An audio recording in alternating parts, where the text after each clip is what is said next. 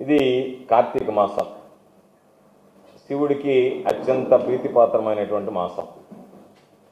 సరే, భక్తులందరూ శివాలయాల చుట్టూ తిరగడం, శివుడిని ఆరాధించడం, పూజలు చేయడం అనేటువంటిది ఆనవాయితీ. సర్వేపల్లి ఎమ్మెల్యే సోమిరెడ్డి చంద్రమోహన్ రెడ్డి కూడా ఈరోజు పాపం దేవస్థానాలకు వెళ్ళడం, అక్కడ ఆకాశ దీపం, కార్తీక దీపం, రకరకాలైనటువంటి దీపాలు వెలిగించడం, అభిషేకాలు చేయడం అనేటువంటిది మనం చూస్తున్నాం. ఈ మధ్య కాశీకి కూడా పోయి శివుడికి అభిషేకం చేసి వచ్చాడు. అంతవరకు ఏం ఇబ్బంది లేదు, అన్నీ కరెక్టే. శివుడికి అభిషేకం చేస్తున్నటువంటి సోమిరెడ్డి శివుడికే శతకోపం పెట్టడం అనేటువంటిది పద్ధతిగా అనిపించడం లేదు.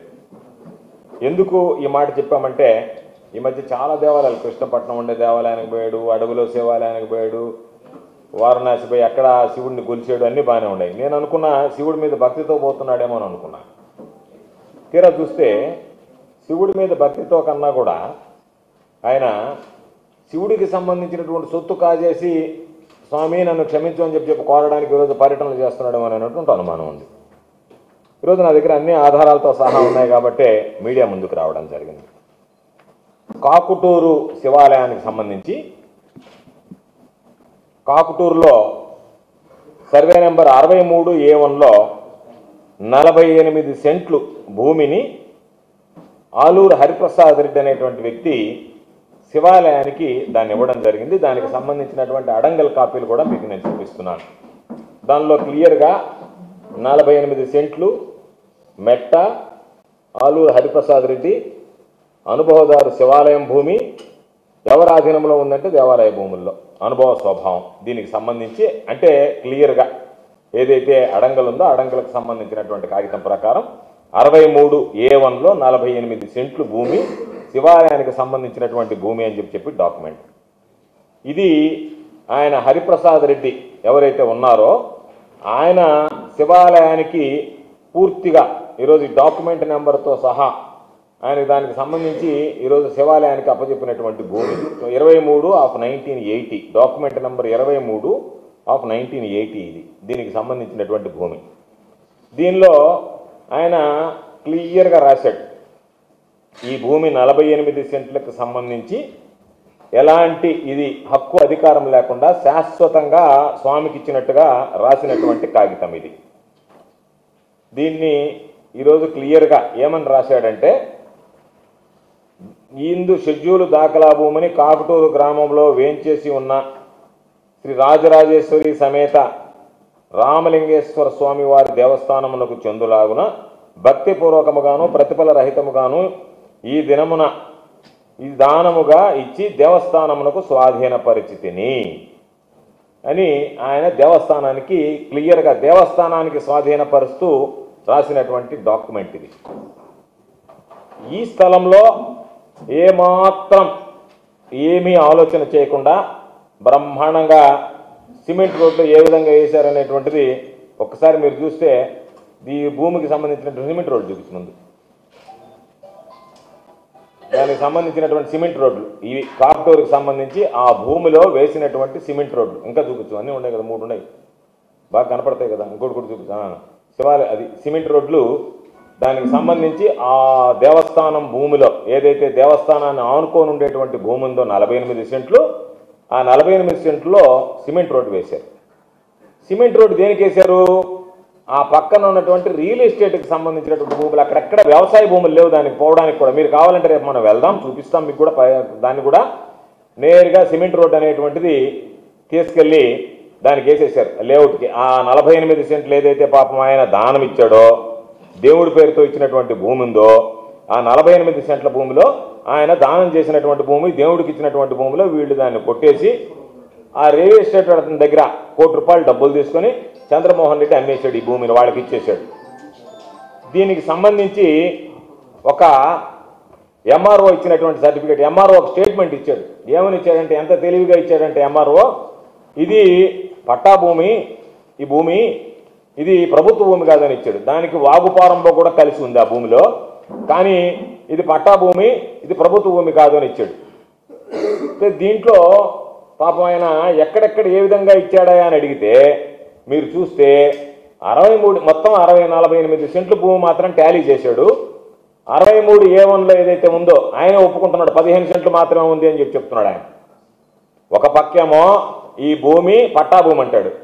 ఏమయ్యా ఏ విధంగా పట్టా భూమి ఉందంటే ఆయన చెప్పినటువంటి అర్థం ఏంటంటే దేవాదాయ భూములు కూడా పట్టా భూముల కింద లెక్క సార్, ప్రభుత్వ భూముల కింద లెక్క కాదు, పట్టా దేవుడు కాబట్టి దేవుడికి సంబంధించినటువంటి భూమి కాబట్టి అది పట్టా భూమిగానే తీసుకుంటాం, దాని ఓనర్ దేవుడు కాబట్టి అది శివాలయంలో ఉండేటువంటి శివుడు ఓనర్ కాబట్టి దానికి అది పట్టా భూమి కింద పరిగణిస్తామని చెప్పి ఆయన వేసినటువంటి దాంట్లోనే 67A1Bలో 15 సెంట్లు ఉందని చెప్పి రాశాడు. అంటే అధికారికంగా 48 సెంట్లో కొంత భూమి మాత్రం ఆయన ఆక్రమించున్నాడు అని చెప్పకనే చెప్పినటువంటి పరిస్థితి ఉంది. ఇప్పటికే అసిస్టెంట్ కమిషనర్ ఎండోమెంట్స్ కూడా చెప్పాం దానికి సంబంధించినటువంటి దాంట్లో. అయితే ఈరోజు ఆయన లెక్క ప్రకారం ఏం రాశాడు, 63A1లో 15 సెంట్లు ఉంది, 63A2Bలో 33 సెంట్లు ఉందన్నాడు. 63A2లో 4 ఎకరాల 38 సెంట్లు తిరుపతి పేరుతో ఉంది, జూబిగుంట తిరుపతి పేరుతో. ఈ భూమికి సంబంధించి వాళ్ళు కొన్నట్టుగా ఉన్నటువంటి ఆధారం ఏదన్నా ఉందా, ఎక్కడన్నా కనపడుతుందా? ఒకసారి ఆ ఫోటో చూపించిన ఆయన అక్కడ ముందుది, దీని ముందుది స్కెచ్లో చూస్తే క్లియర్గా ఆ భూమి దేవస్థానం కనపడుతుంది, పక్కన భూమి కనపడుతుంది. సిమెంట్ రోడ్డు చూపించు. సిమెంట్ రోడ్డు చూస్తే దేవాలయానికి ఆనుకొని ఉన్నటువంటి గోడను తీసి ఫెన్సింగ్ చేశారు, ఈ పక్క ఓనరు దానికి సంబంధించినటువంటి గోడ కట్టుకున్నాడు. ఈ మధ్యలో ఆయన 33 సెంట్లు ఎక్కడ వదిలేడు, ఏ విధంగా వదిలేడు? ఆ గోడ చూస్తే ఏమో పాత గోడ లేఅవుట్ వేసింది ఇటీవల. 48 సెంట్లకు సంబంధించి అధికారులు మీరు సర్వేయర్లు తహసీల్దారులు అందరు కలిపి దాన్ని సర్దుబాటు చేసి దేవుడి భూమిలో మరీ చూపించకపోతే రేపేదన్నా గొడవ అవుతామని ఒక 15 సెంట్లు మాత్రం కబ్జా చేశారని 48 సెంట్లు కోట్ల రూపాయలు విలువైనటువంటి భూమి ఈరోజు నేరుగా హైవే నుంచి పోయేటువంటి భూమి. దానికి సంబంధించి ఎక్కడ కూడా వీళ్ళు చెప్పినట్టుగా ఆ స్కెచ్ ఒకటి ఉంది, దాన్ని అది చూపించిన ఆయన. దానిలో చూస్తే అది దేవాలయానికి సంబంధించినటువంటిది. అది దాని పక్కన దాని పక్కన పైకి ఆ పక్కనే ఉన్నటువంటి రోడ్డు నీట్గా శాటిలైట్ దాంట్లో ఆ రోడ్డు వేసినట్టుగా స్పష్టంగా కనిపించేటువంటి శాటిలైట్ పిక్చర్. కాబట్టి ఇన్ని ఆధారాలు ఉంటే ఈరోజు దానికి సంబంధించి ఏది పట్టనట్టుగా హరిప్రసాద్ రెడ్డి అని ఇచ్చినటువంటి 48 సెంట్ల భూమి ఈరోజు దేవస్థానం ఆధీనంలో ఉందా, అది పరాధీనమైందా, అది ఎవరు కొట్టేశారు, దానికి సమాధానం చెప్పండి అంటే సమాధానం చెప్పేటువంటి పరిస్థితి లేదు. అంటే సర్వేపల్లి నియోజకవర్గంలో దేవుడు ఆస్తి కూడా దేవుడు భూములు కూడా యథేచ్ఛగా కాజేస్తున్నా అడిగేటువంటి నాదుడే కరువయ్యాడు, పట్టించుకునేటువంటి పరిస్థితి లేదు.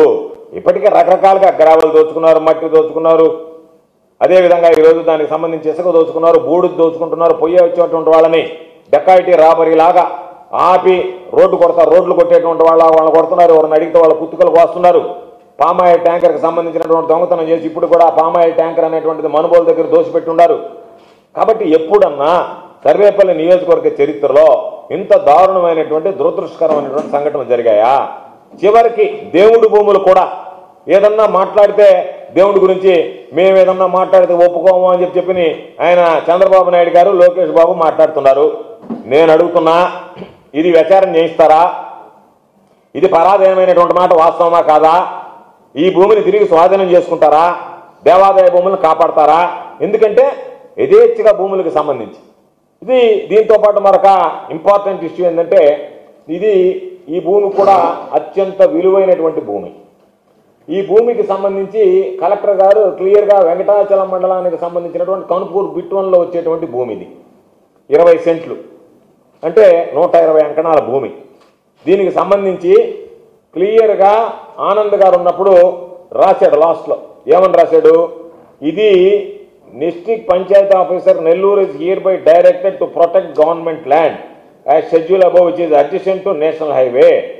An appeal lies before the chief commissioner of land administration within 10 days from the date of receipt of this order అని చెప్పి దీనికి సంబంధించి ఏం చెప్పాడంటే ఆ 20 సెంట్ల భూమి ఏదైతే ఉందో దీనికి సంబంధించినటువంటి కనుపూర్ బిట్వన్లో ఉన్నటువంటి భూమి ఏదైతే ఉందో వాటిని మొత్తం 968 యార్డ్స్, అది సర్వే నెంబర్ 952/1Bలో ఉంది. అది దాన్ని ఆనంద్ గారు కలెక్టర్గా ఉన్నప్పుడు వాళ్ళ అప్పీల్ని రిజెక్ట్ చేసి ఆ అప్పీల్కి సంబంధించి డిపిఓ గారిని వెంటనే తీసుకోమన్నాడు. డిపిఓ గారు దాన్ని తాకి తరమలే. ఇప్పుడు దానిలో కొత్త కోణం ఏంటంటే దాన్ని కాజేయడానికి సోమిరెడ్డి పంచాయతీ రిజల్యూషన్ అడిగాడు.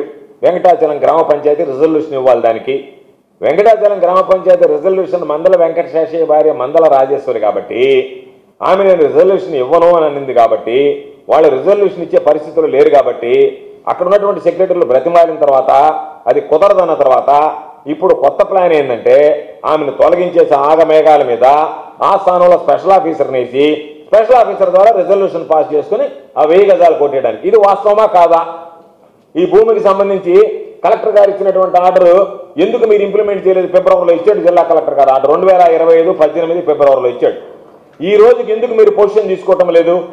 ఎందుకు మీరు పొజిషన్ తీసుకోకుండా మేనమేషాలు లెక్కబెట్టి వాళ్ళకి సంబంధించి ఆ భూమి కాజేయడానికి ఎందుకు కుట్రలు పన్నుతున్నారు? ఆ భూమి కాజేసేదానికి చేసేటువంటి ప్రయత్నాల్లో మీరు ఎందుకు భాగస్వాములు అవుతున్నారు? ఎందువల్ల ఇవన్నీ జరుగుతున్నాయి? దీనికి సమాధానం చెప్పండి అంటే సమాధానం చెప్పేటువంటి పరిస్థితిలో లేదు. ఇది అత్యంత దురదృష్టకరం, దౌర్భాగ్యం. భూములకు సంబంధించినటువంటి దాంట్లో ప్రభుత్వ భూములు, దేవాలయ భూములు, దీంతో పాటు రైతులకు సంబంధించినటువంటి భూములు. పిడతాపోలూరు దగ్గర జంగాల కంటకులో ఎవరో ఒక రియల్ ఎస్టేట్ వ్యాపారి కొన్ని భూములు సమీకరిస్తే ఆ సమీకరించినటువంటి భూముల్ని నేనే తీసుకోవాలి అని చెప్పి వాళ్ళని బెదిరించి వాళ్ళ దగ్గర భూములు లాక్కొని ఈరోజు వాళ్ళు ఆ భూములు మేము అమ్మము అంటే రైతులకి మీకు నీళ్లు ఇవ్వము, మీకు నీళ్లు ఇచ్చేటువంటి పరిస్థితి లేదు కాబట్టి మీకు నీళ్లు ఇవ్వము అని చెప్పి తేల్చి చెప్పి వాళ్ళకి నీళ్లు ఇవ్వకుండా ఆపేసేటువంటి పరిస్థితి ఏర్పడితే ఆ రైతులు ఇప్పుడు అనేక రకాలైనటువంటి ఇబ్బందులు పడుతున్నారు.